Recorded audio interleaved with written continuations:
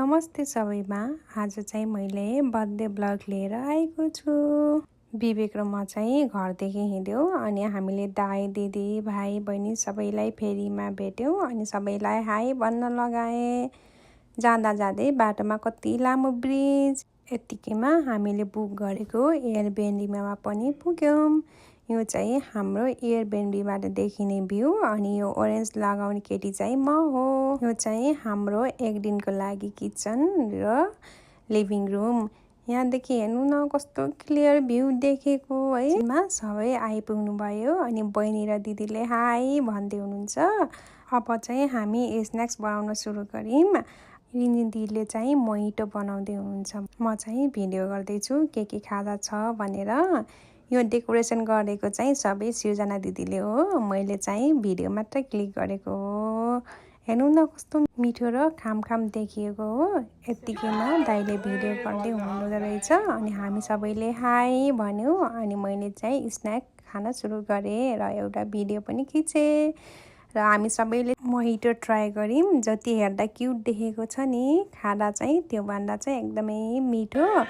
यत्तिकैमा दाइ दिदी हामी सबै जम्मा भएर हाम्रो स्न्याक्स पार्टी सुरु भयो। डेकोरेसन गर्ने काम चाहिँ दिदी र बहिनीको हो अनि म पनि रेडी भएँ। हेर्नु न मेरो हेयर स्टाइल कस्तो राम्रो बनेको छ है। यो हेयर स्टाइल र मेकअप चाहिँ बहिनीले गरिदिएको हो।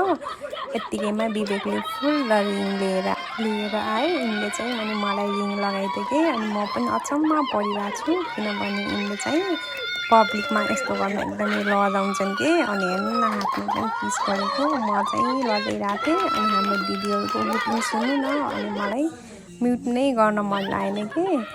विवेकले चाहिँ मेरो लागि गीत पनि गाउँदैछन् अनि आज चाहिँ अलिअलि रोमान्टिक भएछन् कि तिमी। अब चाहिँ हाम्रो केक काट्ने पालो। केक काट्न थाल्यौँ अनि मैले चाहिँ भर्खर नोटिस गरेँ कि विवेक र मेरो चाहिँ ड्रेस चाहिँ म्याचिङ भएको रहेछ कि। हामीले चाहिँ प्लानिङ केही गरेको थिएन, कोइन्सिडेन्ट म्याचिङ भएको रहेछ। यो मोमेन्ट चाहिँ एकदमै रमाइलो भयो। यसमा चाहिँ सबैभन्दा ठुलो हात चाहिँ सृजिता बहिनीको छ यो रमाइलो गर्नेमा। अब चाहिँ पालो गिफ्टको। यो चाहिँ सृजिता बहिनी र भाइको तर्फदेखि। यो चाहिँ कस्तो क्युट फ्यान है। बहिनीले चाहिँ दिदी यसमा के छ गेस गर्नु भनेर भनेको थियो अनि मलाई चाहिँ ड्रेस जस्तो लागेको थियो। तर यो चाहिँ डोरेमोन मेरो फेभरेट डल अनि म चाहिँ एकदमै खुसी छु।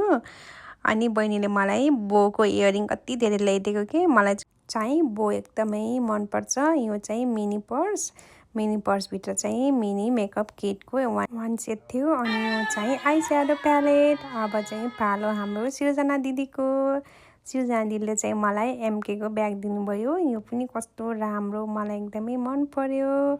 अब चाहिँ पालो रिन्जिन दिदीको। मलाई थाहा थियो यहाँभित्र सुज छ भनेर किनभने दिदीले मलाई अघि नै हिन्ट्स दिइराख्नु भएको थियो कि, भनिराख्नु भएको थियो तेरो र मेरो सुज साइज सेम छ होला है भनेर। अनि मैले चाहिँ छैन भन्ने जिस्काइरहेको थिएँ। कस्तो राम्रो सुज, यो सुज पनि मलाई एकदमै मन पर्यो। मलाई चाहिँ सुज र ब्याग कलेक्सन चाहिँ एकदमै मनपर्छ कि। Thank you everyone. मलाई चाहिँ सबैको गिफ्ट एकदमै मन पर्यो, स्पेसल गरेर बहिनीको डोरेमोन। सुरु हुन्छ हाम्रो डान्स। हेर्नु न दाइ र विवेक खुब इन्जोय गर्नुभएको है, कस्तो रमाइलो। अब चाहिँ नेक्स्ट चाहिँ कपल डान्स। यसमा चाहिँ हाम्रो खुसीमान दाइ र सृजना दिदी हुनुहुन्छ। उहाँ चाहिँ हाम्रो सृजना दिदी। यो सबै इभेन्ट प्लान गर्ने सृजना दिदी र विवेक। अनि थ्याङ्क यू दिदी। अब चाहिँ पालो हुन्छ दाइ र विवेकको डान्स।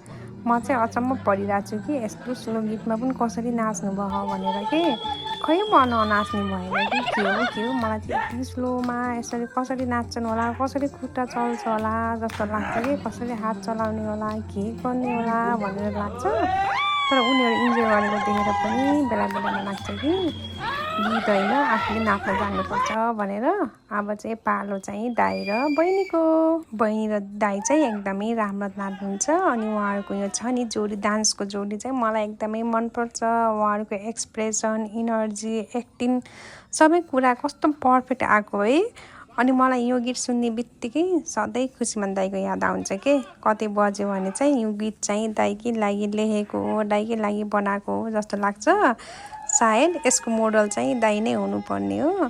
तिनीहरूले चाहिँ ठुलो मिस्टेक गरे कि दाइले नलिएर अब चाहिँ पालो रिन्जिन दिदी र दाइको त के कुरा गरौँ। अनि रिन्जिन दिदीको एक्सप्रेसन हेर्नु न, जहाँ रिन्जिन दिदी छ त्यहाँ चाहिँ रमाइलो भरि छुट्छ के। कहिलेकाहीँ रिन्जिन दिदी आएन, बिरामी भयो भने चाहिँ के मिसिङ भयो जस्तो हुन्छ कि।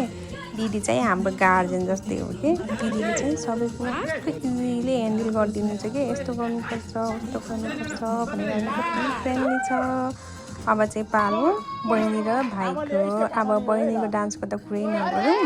मैले चाहिँ अहिलेसम्म भाइले गीत गाएको मात्र सुनेको थिएँ, फर्स्ट टाइम हो भाइ नाचेको देखेको। अनि भाइ पनि कस्तो राम्रो नाचेको। अनि हेर्नु न, भाइ अलिअलि लजाउँदै मुसु हाँस्दै नाचिरहेको छ। मलाई चाहिँ कति रमाइलो लागेको। हामी भिडियो हेर्दैछौँ, यो चाहिँ खुसमान दाइले क्लिक गर्नुभएको हो। कतिखेर क्लिक गर्नुभएको हामीले थाहै पाएनौँ कि। अनि एकजना चाहिँ जापानिज ल्याङ्ग्वेज बोल्दै हुनुहुन्छ भने अर्को चाहिँ गुरुङ ल्याङ्ग्वेज बोल्दै हुनुहुन्छ। दाइ चाहिँ एडिट गरेर राख्नेमा चाहिँ यति सुपर फास्ट हामीसँग कुरा गर्दै हुनुहुन्थ्यो। कतिखेर एडिट गरेर कतिखेर राखिसक्नुभयो, अचम्मै परिरहेको छु कि म पनि। अनि हेम दाइ हेर्नु न, आफूले जानेको गुरुङ भाषा बोल्दै हुनुहुन्छ। अनि विवेकले जानेको जोरले भन्दैछन्। अब चाहिँ विवेकको र मेरो नाच्ने पालो। मलाई चाहिँ नाच्न खासै आउँदैन। विवेक चाहिँ नाच्छन्, तर यसरी खुलेर नाचेको चाहिँ मैले फर्स्ट टाइम देखेको हो। अनि यसरी एक्सप्रेसनहरू पनि दिएर कहिले पनि नाच्दैन थिएँ कि तिनी। खै के भयो, आज चाहिँ अलि बेसी रोमान्टिक भइरहेछ नै। हेर्नु न विवेकको स्टेपहरू। सायद यो भिडियो विवेकको मम्मी र दिदीले देख्नुभयो भने पनि हाँस्नुहुन्छ होला कि। हामीले यसरी नाचेकै देखेकै थिएन कि। हेर्नु न, अझ सबै टोन अनुसार ठ्याक्क हातहरू खेलाउँदैछ। म चाहिँ यताउति हल्लिएर हिँडिरहेको छु कि। यहाँ पनि विवेकले अरू मान्छेले नाच्न आऊ न, ज्वाइँ भान्जा भन्दा पनि नाच्न नमान्ने मान्छे हो कि यो मान्छे। खै किन आज नाचिरहेछ। अब चाहिँ पालो मामा र भान्जाको। विवेक चाहिँ मामा रे, अनि इमेज भाइ चाहिँ भान्जा रे। अब चाहिँ उनीहरू मामा भान्जा। अनि दिदी चाहिँ भाँडा माझ्दै र मोमो पकाउँदै हुनुहुन्छ। अनि बहिनी र रिन्जिन दिदी चाहिँ बाहिरको स्टार गन्दै बस्नुभएको छ। अब चाहिँ हाम्रो प्राइभेट कन्सर्ट सुरु भयो। भाइले चाहिँ एकदमै मिठो गाउँछ कि, अरू बेलामा पनि गाइरहेको हुन्छ। अनि हाम्रो सपोर्टर चाहिँ बहिनी, हेम दाइ र रिन्जिन दिदी हो। अनि मलाई चाहिँ कहिले पनि गीत गाउन आएन। अनि मैले अरूले गीत गाएको देख्दा पनि मलाई अचम्म लाग्छ कि है, मान्छेहरूले कसरी गीत गाउँछन् होला। त्यो गीत हुन्छ नि, कसरी याद हुन्छ होला कि है। मलाई चाहिँ यादै भएन कि।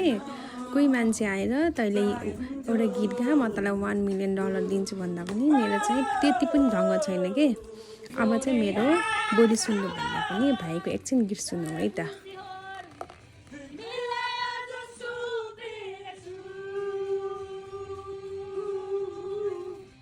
यो चाहिँ भोलिपल्ट बिहानीको सुरुवात। यो दिदीलाई चाहिँ सनराइज एकदमै मनपर्छ। यो चाहिँ दिदीले क्लिक गरेको भिडियो हो। अनि सिर्जिता बहिनी चाहिँ जहाँ गए पनि ब्रेकफास्ट चाहिँ उसैले बनाउनु पर्छ। म र हेम दाइ चाहिँ खाजा खाएर लट्ठी चेक गर्दैछौँ। चाउचाउमा सुप नपरेको मान्छेलाई कसरी लट्ठी पर्छ र, होइन र। केही रमाइलो यादहरू लिएर अब चाहिँ हामी घर फर्कँदैछौँ। घर फर्किने बेलामा बाटोमा क्यासिनो हुनु र हामी नजानु भनेको त्यो चाहिँ इम्पोसिबल कुरा हो। अलिअलि पैसा त क्यासिनोमा नि बुझाउनु पर्यो, होइन र। थ्याङ्क यू सबैलाई, हजुरले गर्दा एकदमै रमाइलो भयो। अनि हामी जुन फेरीदेखि आएको थियौँ त्यही फेरीदेखि गयौँ। By by.